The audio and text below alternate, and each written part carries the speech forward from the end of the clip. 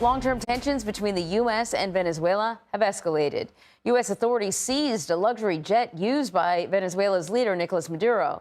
Officials took the plane from the Dominican Republic and brought it to Florida, saying that it was a violation of U.S. sanctions.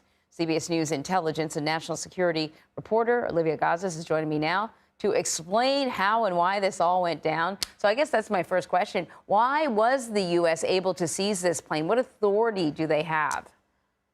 Sure. Good morning, Anne-Marie. Well, key to the success of this operation was moves by the authorities in the Dominican Republic, who were the ones who accommodated a U.S. request to immobilize the plane while it was on DR's territory. Now, American officials have said that the plane was flown there for service, and that's what opened the door to this opportunity to seize it and now fly it to Florida.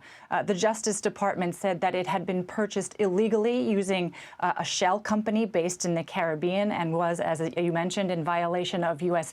sanctions and export control laws.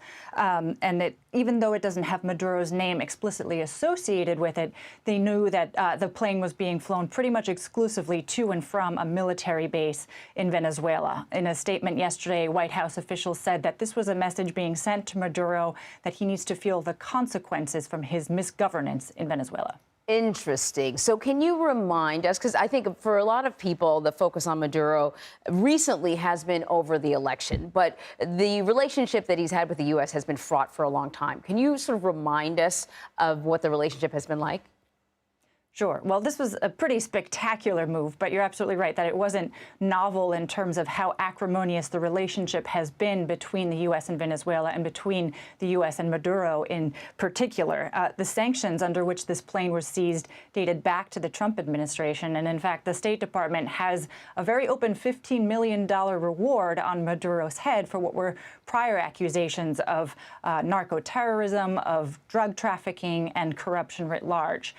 But the overwhelming context here is the election, which is widely disputed. Maduro has claimed victory, despite what U.S. officials have said is overwhelming evidence that it was, in fact, opposition candidate Edmundo Gonzalez who got more votes in this election. And it's despite the fact, or because of the fact, that Maduro has thus far refused to release any vote tallies that would substantiate his claim to victory. Yeah, and in fact, the Venezuelan government has actually issued an arrest warrant for Edmundo Gonzalez, but only a handful of countries have actually recognized Maduro as a winner. The vast number of other countries dispute the outcome of this election.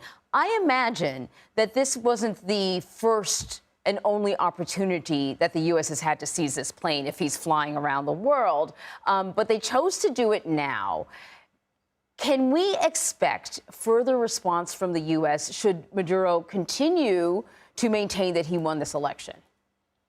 Sure. We haven't had an official response to that arrest warrant being issued so far, but I think you can reasonably expect a denouncement from U.S. officials, condemnation. The possibility of additional sanctions on this regime is always a live possibility. But you're right that the diplomatic effort to exert pressure on Maduro has been somewhat limited. The U.S. has been at the forefront. The EU has said that they would not recognize Maduro's claims to victory, but meaningful countries in the region with which Venezuela has closer ties, Mexico, Brazil, Colombia, have been somewhat more on the fence. They haven't engaged. They've called for more transparency, but haven't exactly taken a side. And so Maduro arguably feels emboldened and has accused the U.S. of this move being, an act of piracy, and the U.S. essentially overextending its reach and meddling in internal Venezuelan affairs. Very interesting. Olivia, thank you. Thank you.